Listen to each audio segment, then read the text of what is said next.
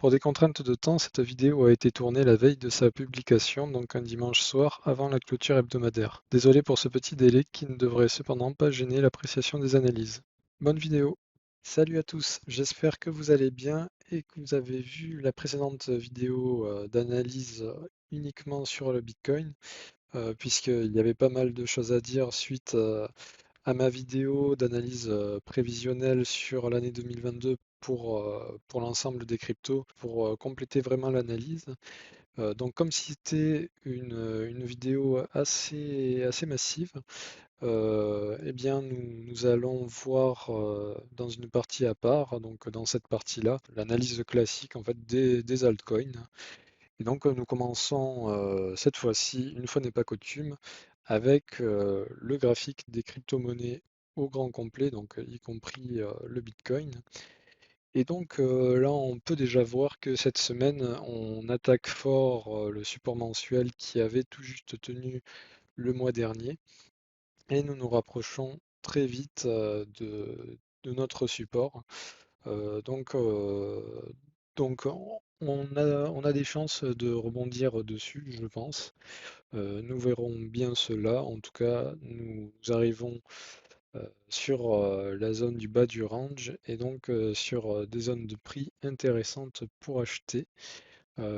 Donc ça devient intéressant à ce niveau-là. Pour ce qui est des alts face au Bitcoin, donc là pour le moment, nous sommes quasiment sur la résistance. Nous nous sommes fait légèrement rejeter cette semaine, ce qui n'est pas du tout étonnant. D'ailleurs, là, on peut voir avec une flèche que j'ai tracée précédemment le scénario que j'envisage et qui en fait concorde ici avec le niveau de support du RSI. Ici, ça ne m'étonnerait pas en fait de voir ici sur le RSI le niveau qui revient sur ces supports et en même temps sur le prix, un retour sur ce support-là, proche du support mensuel, pour éventuellement venir retoucher la résistance. Et puis là, nous verrons à ce moment-là ce qui se passe. Bon, ce qui est sûr, c'est que nous restons sur des niveaux qui sont dangereux pour acheter des alts. Il vaut mieux attendre de voir se matérialiser euh, au moins un retracement honnête pour réaliser de nouveaux achats à bon compte. L'Ethereum, lui, bah, il a bien chuté cette semaine. Il est même en train de percer le niveau oblique ici que j'avais tracé. Donc là, il est rentré en plein range. Et maintenant, bah, c'est pas vraiment un bon moment pour se positionner dessus. Euh, comme je le rappelle souvent, dans un range, il vaut mieux se contenter d'acheter le support et de revendre la résistance jusqu'à ce qu'un des niveaux soit cassé et cela indiquera forcément la nouvelle tendance probable du marché. Donc si nous cassons le support par le bas, la prochaine tendance sera probablement la baisse et à l'inverse, si nous cassons à la hausse la résistance, la nouvelle tendance probable sera la hausse. En attendant, eh bien ici, nous ne pouvons pas prévoir quoi que ce soit, du moins dans une stratégie de range. Donc pour le moment, nous nous asseyons sur nos mains et nous ne faisons rien sur Ethereum. Pour ce qui est du BNB, bah, lui aussi il chute bien. Peut-être que nous pourrions tracer un petit niveau pivot intermédiaire ici. Toujours est-il que sur le BNB, je serais très intéressé pour voir un BNB revenir sur des niveaux de prix bien plus attrayants. Euh, mais, euh, mais nous suivrons son évolution sur le niveau actuel qui a été déjà défendu précédemment par des vendeurs, mais qui pourrait être ici défendu par des acheteurs. Donc on va suivre ça, on verra si dans les prochaines semaines on a rebondi sur ce niveau. Maintenant sur Solana, eh bien, nous avons pas mal descendu cette semaine, mais nous sommes revenus sur toujours le même support. Donc nous restons toujours dans ce range ici, ce range très très ennuyant. Et là aussi, Solana, eh bien, j'attends éventuellement une cassure de ce support et un retour vers celui qui est plus bas pour faire des achats à meilleur compte. ADA, lui, il a échoué la semaine dernière sur sa résistance et là, il est en train de réintégrer plus fortement le range. Donc, j'espère que vous avez pu placer quelques ordres de vente au niveau de cette résistance-là. XRP, alors justement là, on voit apparaître ce tracé ici qui distingue en fait les alts que j'ai désignés comme ayant un gros potentiel. Donc là, c'est tiers 3 sur les 3 tiers que j'ai déterminés. Ça veut dire que XRP fait partie parmi ces alts-là qui ont beaucoup de potentiel. Elle fait partie des alts. On peut voir les tracés que j'ai fait pour ma précédente miniature de vidéo. Je vais pouvoir les retirer.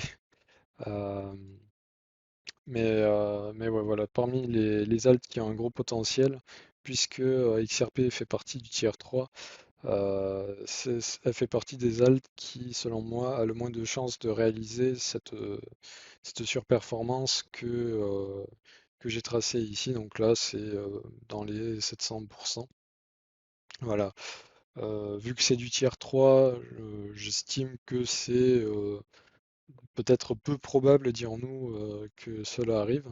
Cela dit, vu que XRP est sur des niveaux très bas, et que c'est le cas de beaucoup d'altcoins que j'ai ainsi analysé, j'estime qu'il y a quand même une possibilité que ça arrive. Donc ça va être des alts intéressants à suivre. Donc on va revenir en unité de temps hebdomadaire. Voilà. Donc là, pour le moment, nous restons proches du support. Les retours sur le support restent intéressants à jouer pour réaliser des achats. Le DOT, lui, de son côté, bah, il est toujours dans son range. J'y reviens sur le support.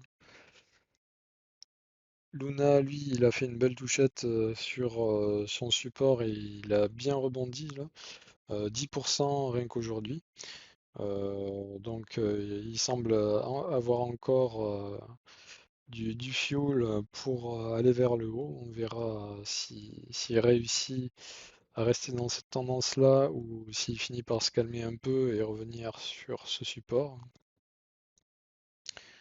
Le Doge, lui, bon, il a plutôt baissé ces dernières semaines. Il fait partie, lui, du tiers 2 avec une petite astérix. Euh, Tout simplement parce que lui, il n'est pas vraiment sur des points bas, mais il a un potentiel intéressant pour peu qu'il mette en place une structure de renversement haussière.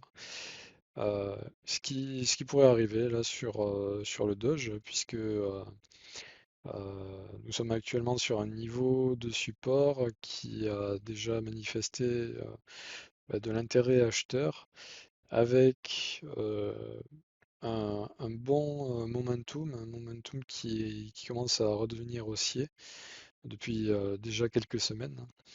Donc ici, je trouve que c'est pas forcément déconnant d'acheter un petit peu de Doge au cas où. Mais bon, après, là, rien n'est encore joué, on verra bien ce qui se passe. Ensuite, Avalanche, lui, ben, il est dans un range, donc il vaut mieux ne pas se positionner pour le moment dessus. D'ailleurs, j'ai oublié de mentionner ici les divergences baissières qu'on voit apparaître sur le RSI, mais on a également un momentum qui n'est pas vraiment bullish, pas vraiment haussier sur le MACD non plus. Donc attention à Avalanche qui pourrait moins bien performer dans les prochaines semaines. Le Shiba, lui, actuellement, il est sur un niveau de support. Donc, on peut tenter un achat dessus, même si là, c'est un petit peu chaud parce que on va certainement faire une clôture plus basse que la précédente, enfin, du moins que que sur le précédent point bas, pardon. Donc ça se tente, mais c'est quand même un petit peu risqué. La- le contexte est un petit peu dégradé là sur Shiba. Personnellement, je n'achèterai pas tout de suite. Le Matic, lui, a bien rebondi sur le support ici, malgré sa chute cette semaine. Donc là, il est de retour dans un range. Encore une fois, on ne se positionne pas au sein d'un range, mais sur les extrémités. Le Croc, lui, finalement, j'avais mis son support ici en jaune, mais il, euh, il reste sur le support. Pour le moment, il ne le casse pas. Remarque que j'avais peut-être mis en jaune ici parce que j'avais vu ici que le momentum repassait baissier. Euh, donc, euh, donc là, on peut sentir que le support est un peu mis à mal, hein. Peut-être que ça ne tiendra pas indéfiniment. Enfin, ça c'est sûr, mais est-ce qu'il va enfoncer le support ou bien est-ce qu'il va nous faire la surprise de repartir à la hausse? Eh bien, ça nous verrons. Le link ça ne vous aura pas échappé, j'imagine. Lui a très bien performé cette semaine. Il a percé deux niveaux de résistance et a rejoint un nouveau range. D'ailleurs, il fait partie du tiers 1, le Chainlink. J'ai beaucoup d'espoir en 2022 pour cet actif-là. Donc, ce n'est peut-être que le début. Un retour ici sur ce support serait déjà une occasion d'achat. Uniswap, lui, il est actuellement dans un range. LTC, lui, tier 3, vraiment parce que même s'il a une tendance baissière long terme face au Bitcoin, il a quand même des capacités à faire des gros mouvements. Donc c'est pour ça que je le mets tier 3 dans le doute. Mais attention, hein, si on voit que là, il casse le support ici, ça va commencer à sentir mauvais pour lui. Donc, on va le surveiller. Pour le moment, le fait qu'il reste bloqué sur ce support n'est pas très bon signe. Là, si on se place à l'achat sur le Litecoin, on veut vraiment le voir décoller à un moment de ce support. Algorand, lui, il est dans un range. Le NIR, lui, il est très proche de sa résistance, donc on arrive sur des bons niveaux de vente. L'Atom, lui, a bien performé cette semaine, même si il finit un petit peu moins bien.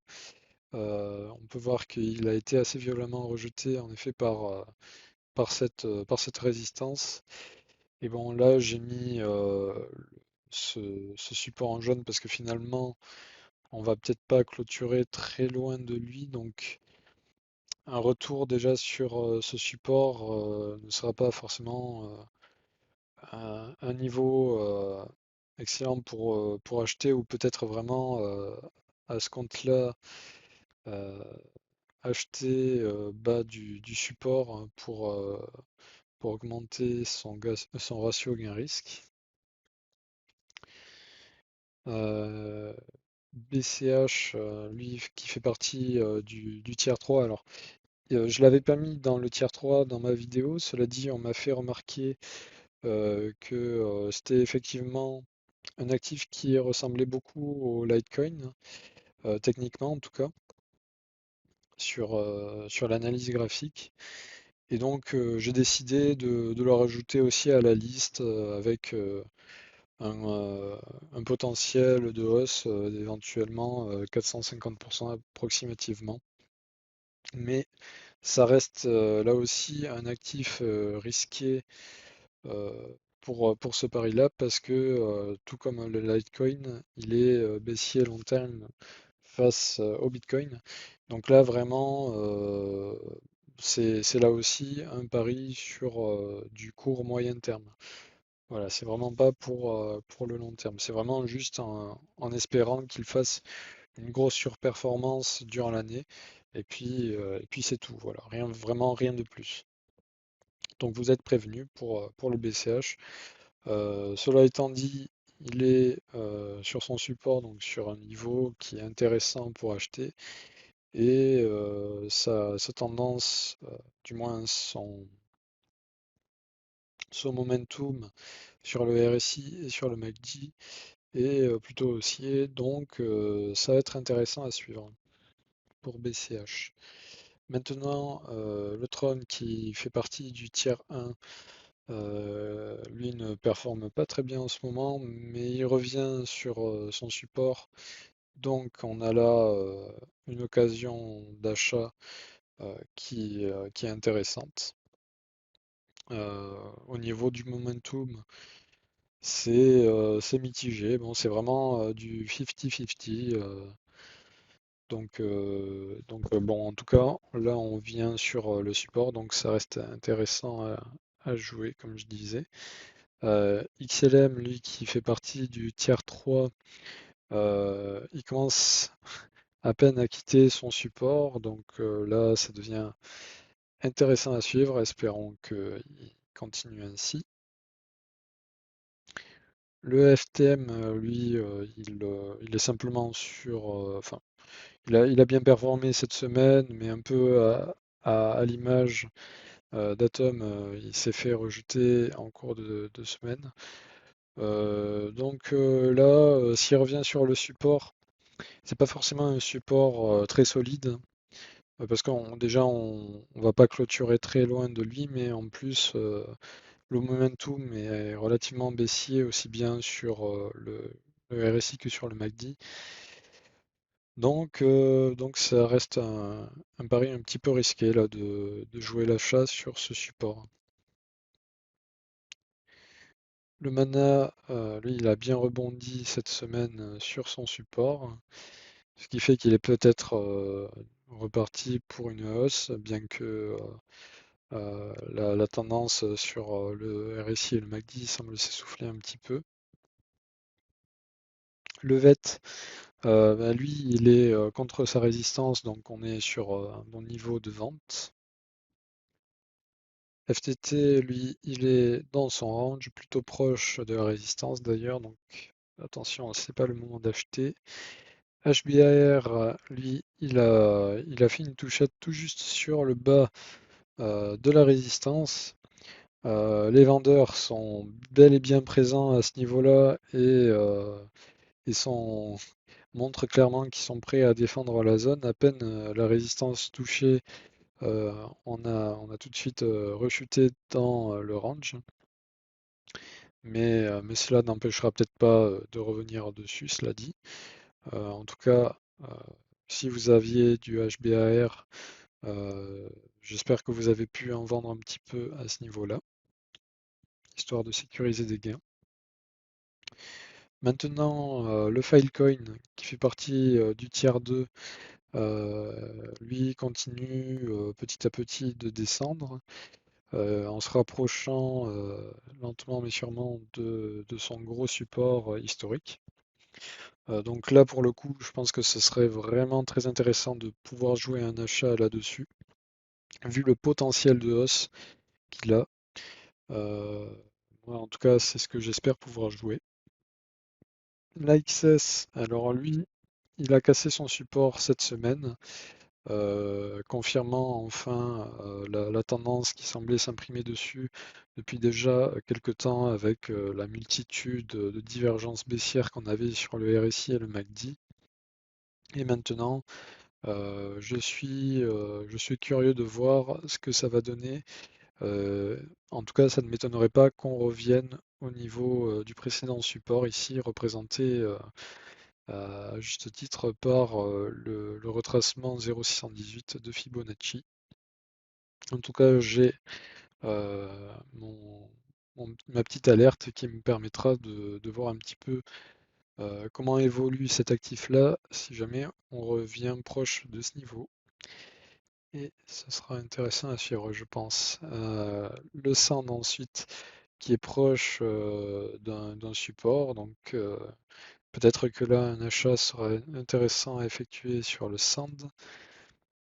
Le Theta qui lui est tier 1 Astérix, donc ça lui c'est parce que il n'est pas particulièrement sur des niveaux très bas, mais euh, le scénario que j'envisage sur cet actif-là, c'est que il revienne potentiellement sur son support, offrant ainsi un niveau intéressant d'achat. Alors, peut-être pas exactement ce support, mais au moins sur les points bas qu'on a connus ces dernières semaines, en mi-décembre. Cela couplé au fait que au niveau du RSI et surtout au niveau du MACD, on a une tendance qui repasse à la hausse.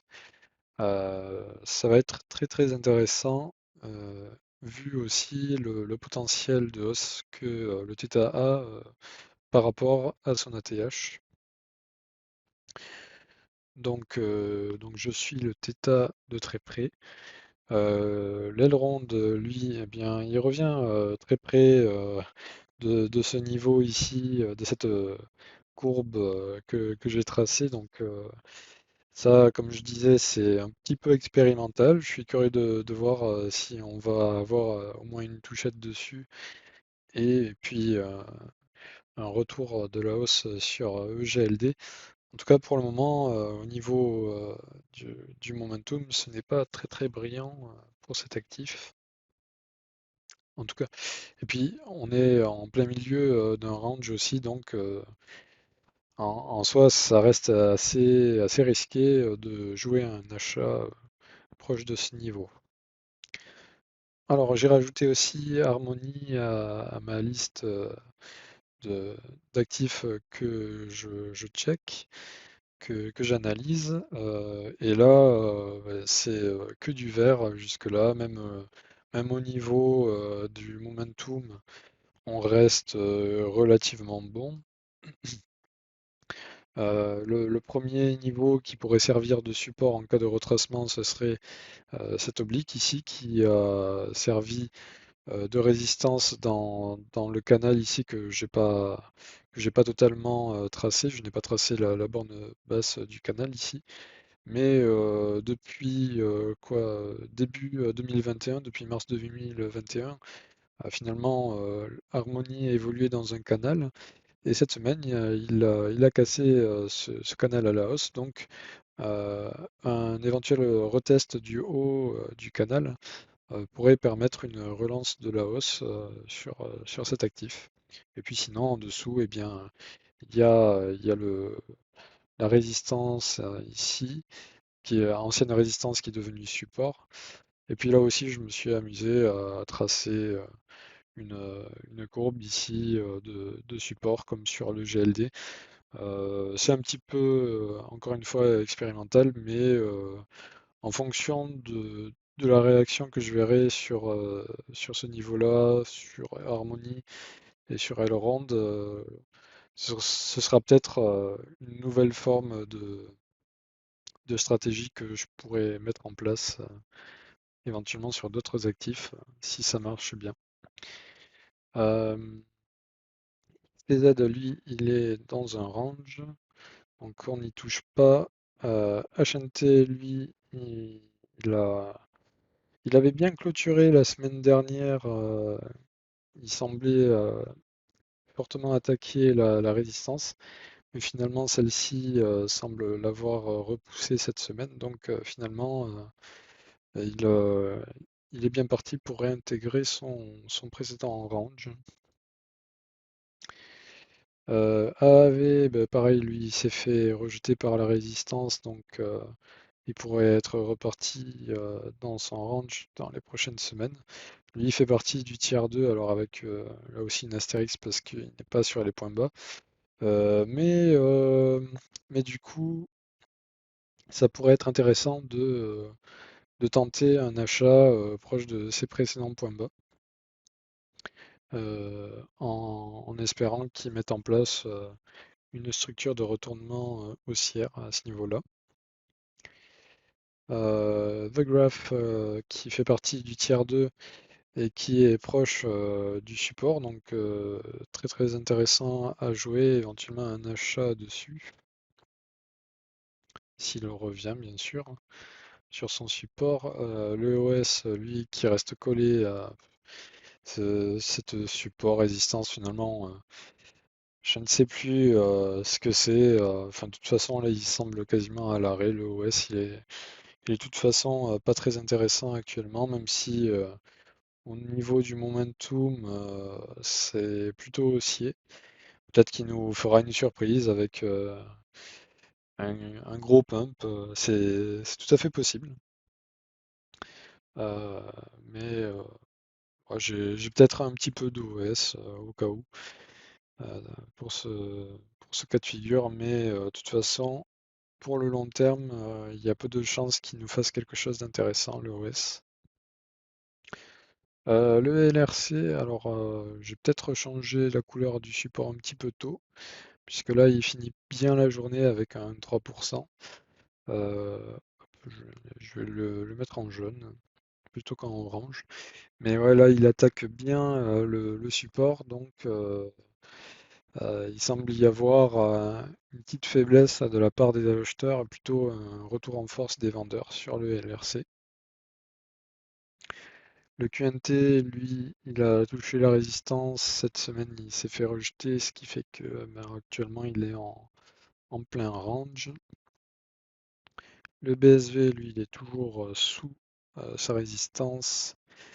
Le KSM, lui, ben, il évolue toujours au sein du triangle de compression. Ici, je l'ai même fait partir d'un peu plus tôt. Ici, on peut voir que nous avons une, deux, trois, quatre touchettes sur ce support ici, sur le bas du triangle de compression. Très propre, à chaque fois ce sont les, euh, les mèches qui viennent toucher ce support. Donc bon, pour le moment, pas de signal quelconque sur le KSM. En tout cas, on est plutôt sur le support, donc ça reste des niveaux intéressants pour jouer une cassure par le haut.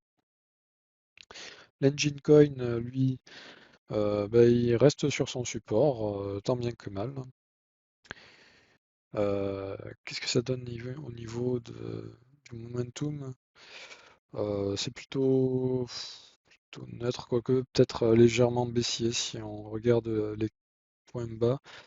Donc pour le moment, je laisse ce support en jaune parce que je suis pas hyper confiant par rapport à la capacité de ce support à nous offrir un beau rebond et à résister au retour des vendeurs.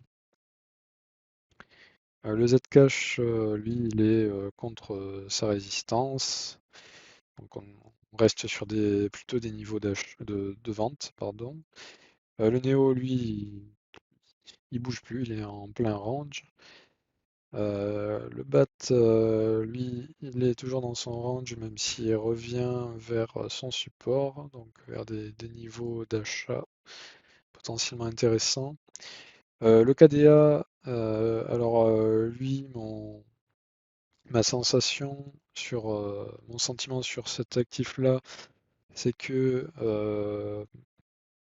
il a de bonnes chances de rebondir à nouveau sur ce support, mais simplement pour faire un rebond technique, un dead cat bounce, et pour repasser en dessous de ce support et éventuellement continuer plus bas. Alors là, j'ai peut-être été un petit peu violent parce que on peut déjà viser la zone de rechargement ici entre 0,618 et 0,764, et même d'ailleurs le bas de cette mèche ici. Euh, Ce serait déjà une première target assez intéressante. Mais ouais, là, sur ma flèche, je suis descendu peut-être un petit peu bas. Quoi qu'il en soit, vu euh, l'énorme pump qu'il a connu Ce serait logique qu'il retrace une bonne partie de cette hausse. Et donc c'est pour ça que je pense que ce support a peu de chances de tenir là sur du court moyen terme et que nous reverrons des prix plus bas par la suite. Et puis pour terminer, le ZRX qui lui est dans son range. Au niveau du momentum, bon, ben, c'est vraiment très neutre. Donc rien de plus à rajouter sur le ZRX. Et bien voilà, nous avons fait le tour. J'espère que cette vidéo sur les alts vous aura plu. Encore une fois, n'oubliez pas de checker ma précédente vidéo sur l'analyse du Bitcoin, sur les prévisions qu'on peut faire pour 2022. Quoi qu'il en soit, j'espère que mes vidéos vous plaisent. N'hésitez pas à me le faire savoir. Et je vous dis à très bientôt pour de nouvelles vidéos. Bonne semaine, ciao.